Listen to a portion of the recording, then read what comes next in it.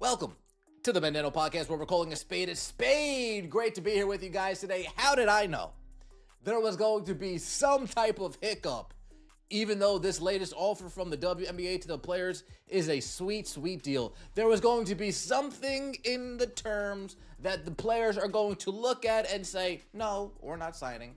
No, this isn't good enough for us. $1 million salary? Nope, not good enough. $500,000? No, not good enough. Salary cap jumping more than 3x, not good enough. And we finally have our reason. The WNBA just dropped a bombshell, and Caitlin Clark won't be happy. The league is reportedly furious, refusing to bankroll what they're calling a sorority lifestyle for its highly paid players. Despite offering unheard of salaries, the league is drawing a line in the sand, demanding that athletes cover their own room and board. This is a massive shift, igniting an explosive conflict over basic player benefits. The silence from players has been deafening, but the message from the league is clear. Multi-million-dollar contracts don't come with free rent. A new era of WNBA economics has begun, set to shake up the entire sport, leaving many wondering what will happen next as negotiations stall. Cap jumping more than 3x, not good enough. And we finally have our reason. We finally know what the holdup is gonna be. Like the video, comment, and subscribe. That would mean so much to me. Let's get right into it. WNBA proposes cutting team housing and an earlier start to the season. Cutting team housing. We're giving you guys a minimum of $225,000. We're giving you guys $500,000. We're giving you guys $1 million, and you want us to pay for room and board too? The latest offer from the WNBA to its players was, by all accounts, an incredibly lucrative package. We're talking about a sweet deal that promised to revolutionize player compensation. The proposed collective bargaining agreement dangled a 7-figure base max salary in front of the athletes, something previously unimaginable. This wasn't just a slight bump, it was a substantial leap forward, signaling a clear intent from the league to finally pay its stars what they're truly worth in the evolving landscape of professional sports. It seemed like an easy win, a proposal too good to refuse for anyone on the roster. We're giving you guys a minimum of $225,000.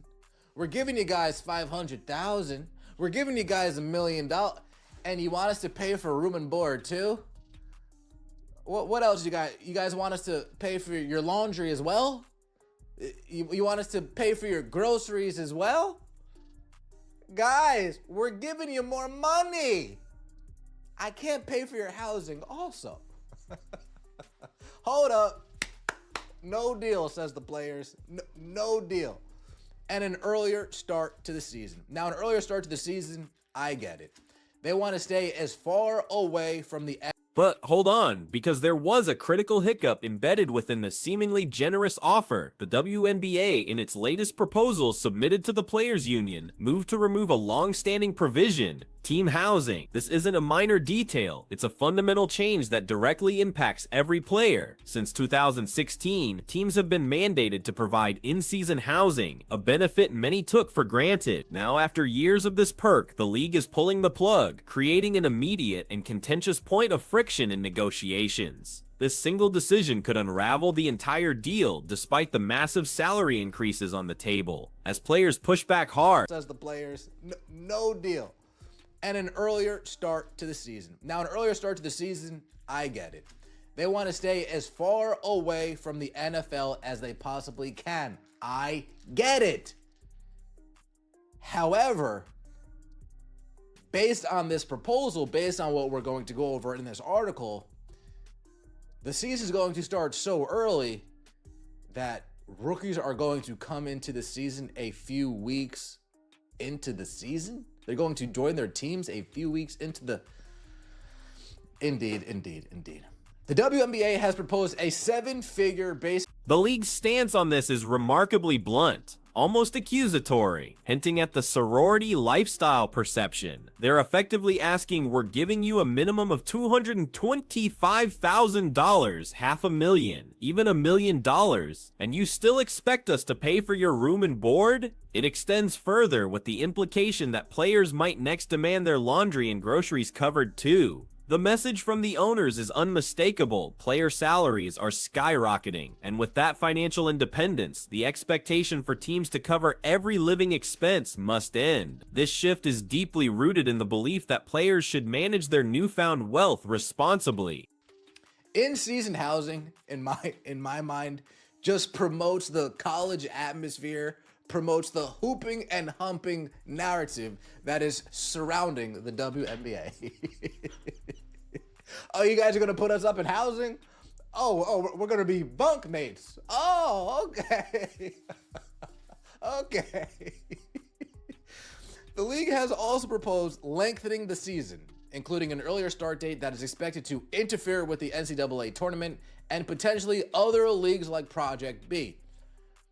The WNBA shouldn't factor Project B into their negotiation. Unsurprisingly, the players' response to this housing cut has been a firm no deal, despite the enormous salary cap jump, increasing more than 3 times to an unprecedented $5 million per team. The removal of team housing is proving to be a non-starter. This isn't just about money, it's about a core benefit that players have relied on for years, especially those transitioning from college or playing on temporary contracts. The refusal highlights a deep divide in expectations between the league and its athletes. This single point of contention has become the central blockade, preventing any forward movement, even as owners attempt to meet other financial demands. Tournament and potentially other leagues like Project B.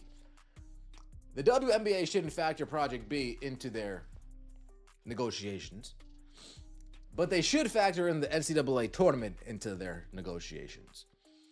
The NCAA tournament, the NCAA basketball season, they're not changing their schedule. And the fact that the WNBA is a late spring summer league, they're pinned down. They can't move closer to the winter time. They don't want to get anywhere near college football.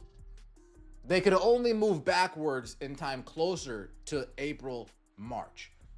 The start date for training camp would be as early as mid-March. Beyond the financial disputes and housing controversy, another major obstacle emerged: the WNBA's proposal for an earlier start to the season. This seemingly minor calendar tweak carries significant implications, especially for the league's future stars. The suggested changes would lengthen the season and push the start date so early it's expected to clash directly with the NCAA tournament, a critical pipeline for new talent. This move is designed to create distance from the NFL's dominant fall schedule, aiming to carve out a clearer space. However, the unintended consequences for incoming rookies are proving to be immense, creating widespread concern. Based on everything that we've been shown, based on all of the reports, only one side of this negotiation seems to be, one side of these negotiating parties seems to be actually trying to move forward and get a deal.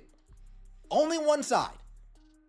I haven't seen anything reported from the players. I haven't seen anything reported in these articles that show the players are willing to give this up, willing to give that up. All that I've seen are the owners and the league saying, fine, we'll give you this. Fine, we'll give you that. You don't like this deal and how it's structured? Fine. Here's $1 million without the incentives. Everything we've seen has been owners trying their best. The ramifications for high-profile rookies like a Caitlin Clark are particularly severe. With the season starting weeks earlier, these new draftees would join their WNBA teams mid-season, missing crucial training camp and early games. Imagine finishing an intense NCAA championship run one week, then being expected to jump into a professional league already underway just days later. There would be no time to decompress, no proper transition period, and certainly no opportunity to fully integrate with a new team before hitting the court. This scenario not only undermines rookie development, but thus risks burnout for players fresh out of college. Against the NBA, they're going up against college football, they're going up against National Football League, and they're going up against Major League Baseball playoffs. That would be as foolish can be. They're the only show in town at the summer. The baseball is dry during the summer. It doesn't heat up until September, October time. Summer's all WNBA. That's their time. So how they want to utilize that schedule to their benefit, Kathy Engelbert, you could reach out to me and maybe I can give it more than. The strategic push for an earlier start date stems from the WNBA's desire to avoid direct competition with the NFL, a reasonable business decision to maximize viewership. They're trying to leverage their unique position as the only show in town during the summer months when baseball cools down. However, this ambition clashes head-on with the unyielding reality of the NCAA basketball calendar. College sports aren't changing their schedule to accommodate the WNBA. The league is effectively pinned down to its late spring-summer window, unable to move closer to winter without facing even tougher competition. Yet any movement backward creates conflicts with needed players. Despite the ongoing disputes, the league's financial offer remains undeniably robust. The proposed max base salary of $1 million is a huge step, with potential earnings from revenue sharing pushing that figure to $1.2 million. This supermax eligibility would apply to multiple players per team by 2026, creating unprecedented earning potential. Furthermore, the average salary is projected to exceed $500,000, and even the minimum salary would jump to more than $25,000. The commitment to growth is clear, with the salary cap designed to increase automatically with league and team revenue, a structure much closer to what players had initially demanded. From the league's perspective, they've made significant attempts to meet player demands, especially on the financial front. Time and again, reports indicate that owners are adjusting their offers, restructuring deals, and increasing figures in good faith. However, the consistent response from the players has been a firm not good enough. This creates a narrative of one-sided concession, where the league seems to be continuously giving, while the players appear unwilling to yield on any of their demands. It paints a picture of frustrating negotiations, where only one party seems to be genuinely trying to move forward, leading to a standstill over key non-financial benefits. The existing CBA, which players are currently operating under, offers multiple housing options during both the regular season and playoffs. Players aren't simply thrown to the wolves. They can either choose team-provided housing or receive a monthly stipend. This stipend varies significantly by city, ranging from a modest $1,177 in a market like Las Vegas to a much more substantial $2,600 in expensive urban centers like New York. This system provides flexibility and support, acknowledging the diverse needs and financial situations of the athletes across different markets. Removing this established safety net is a drastic step, forcing players to shoulder a significant expense.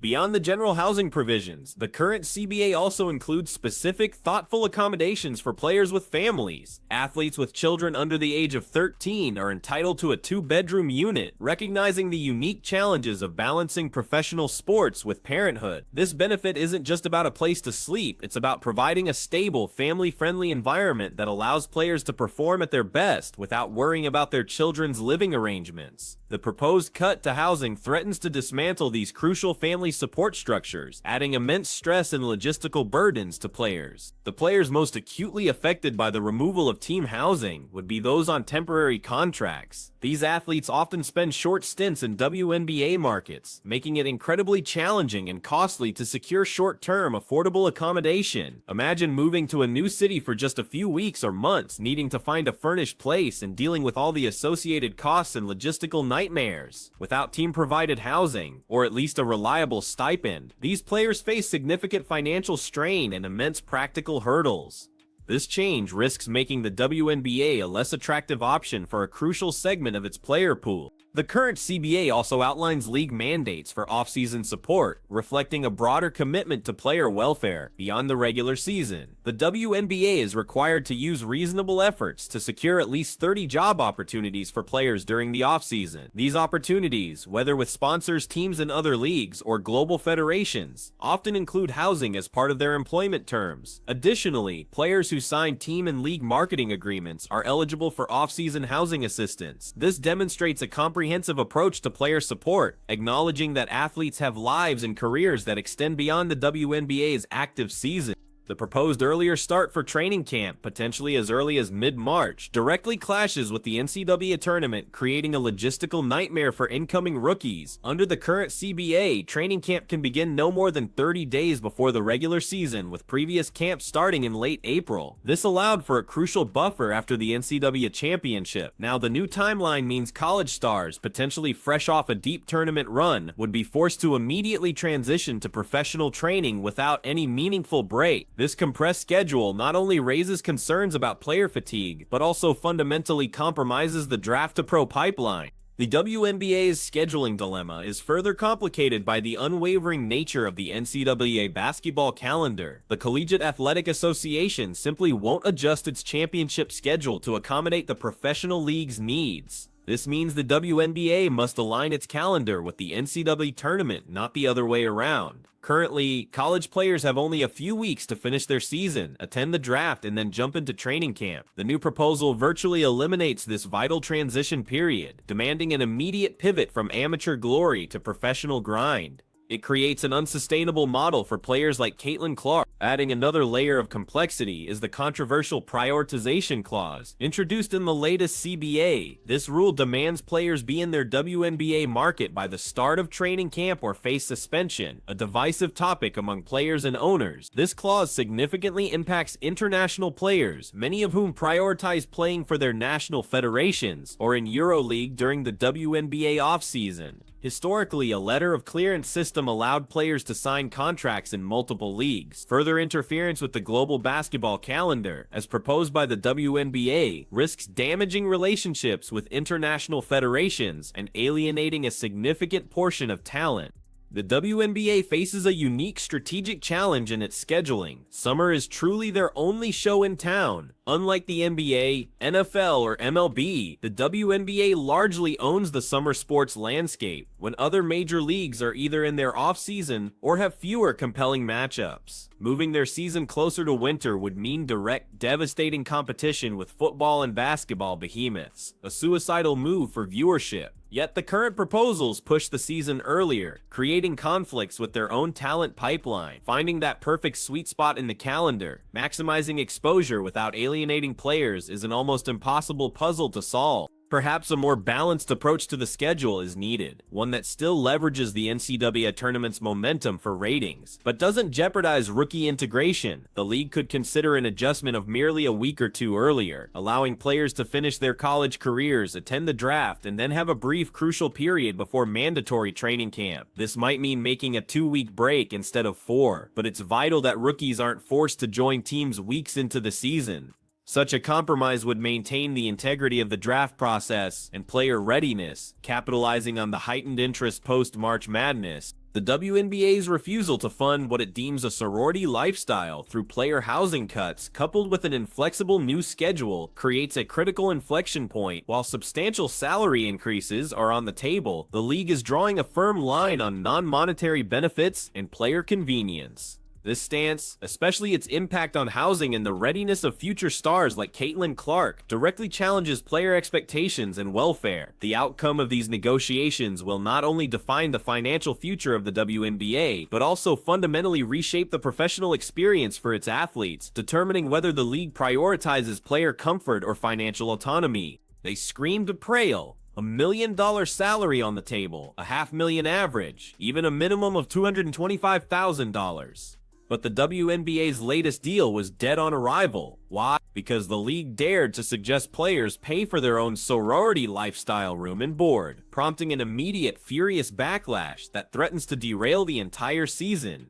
This bombshell decision left stars like Caitlin Clark fuming, questioning if they're still entitled to a college dorm experience while earning professional paychecks, a move many are calling a blatant refusal to grow up with the league's burgeoning financial success, pushing negotiations into a contentious stalemate. The WNBA's unprecedented offer included a potential 7-figure base max salary, with revenue sharing boosting it to $1.2 million for top players by 2026. The average salary was projected to rocket past $500,000, and the minimum would exceed $25,000. This seismic shift in compensation represented a monumental step forward for player earnings, aiming to truly professionalize the league's financial landscape. Yet this historic pay raise became completely overshadowed by a single controversial stipulation that ignited player outrage. The undeniable sticking point. The league proposed cutting team-provided in-season housing, a perk players have enjoyed since 2016. This seemingly minor change, against a backdrop of massive salary increases, became the ultimate deal-breaker for the players. They slammed the brakes on negotiations, refusing to sign, despite owners pushing the salary cap from $1.5 million to an astonishing $5 million, arguing the housing provision was non-negotiable, exposing a deeper conflict over entitlements versus professional responsibility within the league. For many, this demand for continued subsidized housing, even with lucrative contracts, promotes a college atmosphere and a hooping and humping narrative around the WNBA. The idea of professional athletes earning millions, still expecting to be bunkmates in league-paid housing, has sparked widespread criticism. Critics argue it perpetuates an image of arrested development, hindering the league's push for full professional legitimacy and reinforcing a perception of players clinging to collegiate comforts. Currently, under the existing collective bargaining agreement, players have options. They can either reside in team-provided housing or opt for a monthly stipend, which varies significantly by city. For instance, New York offers up to $2,600, while Las Vegas provides around $1,107. Players with children under 13 are even guaranteed a 2-bedroom unit, highlighting the extensive support already in place, making the refusal to concede on this point even more baffling to some. The league's incredulity was palpable. "We're giving you guys $1 million, one source articulated, and you want us to pay for a room and board too. What else?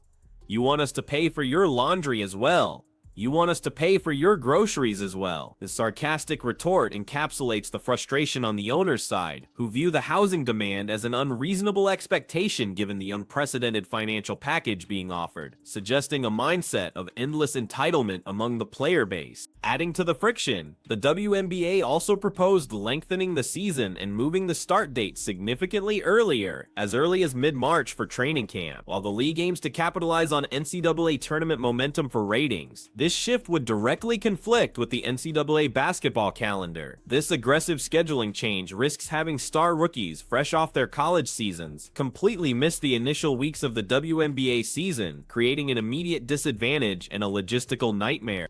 The impact on rookies, especially those like Caitlin Clark who dominate the NCAA tournament, would be severe. Under the proposed schedule, these new draftees would join their professional teams weeks into the season, missing crucial training camp and early games. This scenario not only hampers their transition, but also deprives fans of seeing their favorite college stars from day one, undermining the very hype the league aims to leverage, sparking genuine concern among potential new draftees. The NCAA, for its part, is not budging. Their basketball calendar is fixed, and they have no intention of altering their schedule to accommodate the WNBA's desires. This leaves the WNBA in a bind. Either they adjust their own calendar to allow rookies a smoother transition, or they face the reality of their biggest incoming stars missing the start of their professional careers, creating an awkward and unappealing spectacle for fans and a significant player development challenge. The WNBA faces an impossible scheduling dilemma. They cannot move their season into the winter months without directly clashing with the NFL, NBA, and college football, where they would be completely overshadowed. Their current late spring-summer window is their golden opportunity to be the only show in town. This forces them to move earlier, but that path now directly collides with the NCAA, highlighting the complex strategic tightrope the league must walk for visibility and growth. Another contentious point is prioritization, a rule introduced in the last CBA requiring players to be in their WNBA market by the start of training camp or face suspension. This has severely impacted international players who value playing for their national federations and in EuroLeague. The WNBA's further interference with the FIBA calendar under the new proposal threatens to strain relationships with global competitors and could limit the talent pool, creating a significant point of contention. The current negotiation appears starkly one-sided. Reports indicate the owners and the league are consistently making concessions, sweetening the deal with substantial financial increases and structural improvements. Yet, there's a noticeable absence of any reported willingness from the players to compromise on their demands. This perceived inflexibility from the players' union has cast a shadow over the talks, suggesting an unwillingness to engage in reciprocal give and take, frustrating progress. Under the WNBA's most recent proposal, the salary cap, which previously sat at a modest $1.5 million per team, would surge to $5 million. This colossal increase reflects the league's booming revenue and commitment to player prosperity. Furthermore, this cap would grow proportionally with league and team revenue, ensuring players directly benefit from the WNBA's escalating success, aligning their financial futures with the league's overall trajectory and long-term financial health. Team housing, a standard for WNBA players since 2016, has traditionally offered a comfortable and convenient living arrangement during the season. This perk, once seen as a necessary support for lower-paid athletes, is now under scrutiny as salaries skyrocket. The league's decision to remove this long-standing benefit signals a fundamental shift in philosophy, moving from an all-inclusive support model to one where high-earning professionals manage their own personal expenses like any other athlete.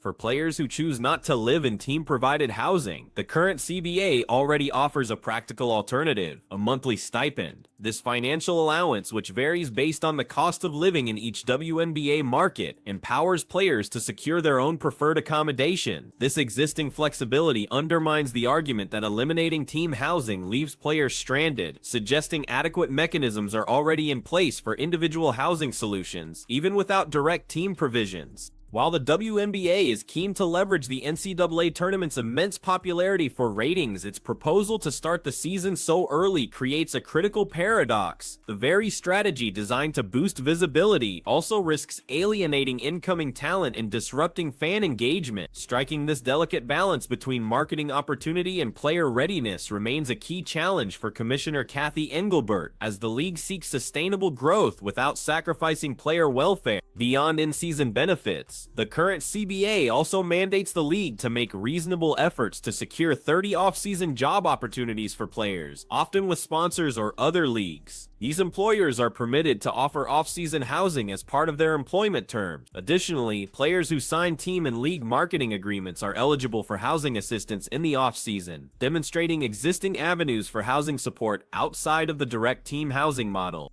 The WNBA is currently the only show in town during the summer months, a period when baseball is relatively quiet and major football leagues are off-season. This unique positioning is a significant competitive advantage for viewership and market share, moving their calendar to clash with the juggernauts of the NFL, NBA, or even college football would be a catastrophic strategic error, diminishing their hard-won visibility and relegating them to a niche audience, a gamble they cannot afford to take. The WNBA's proposal to remove team housing is presented as a logical step towards professionalizing the league, asking players to take on financial responsibilities commensurate with their significantly increased earnings. However, the interference with the NCAA tournament, which directly impacts rookie integration, appears less logical. This two-pronged approach highlights the league's simultaneous drive for growth and its struggle to reconcile new financial realities with established player expectations and external calendars. This ongoing conflict raises a fundamental question. At what point do professional athletes, now commanding 6- and 7-figure salaries, transition from expecting a fully subsidized, college-like existence to independently managing their own lives? Much like any other high-earning professional, the WNBA's latest offer, while financially groundbreaking, forces a confrontation with this reality, challenging players to embrace the full scope of professional responsibility that accompanies unprecedented pay.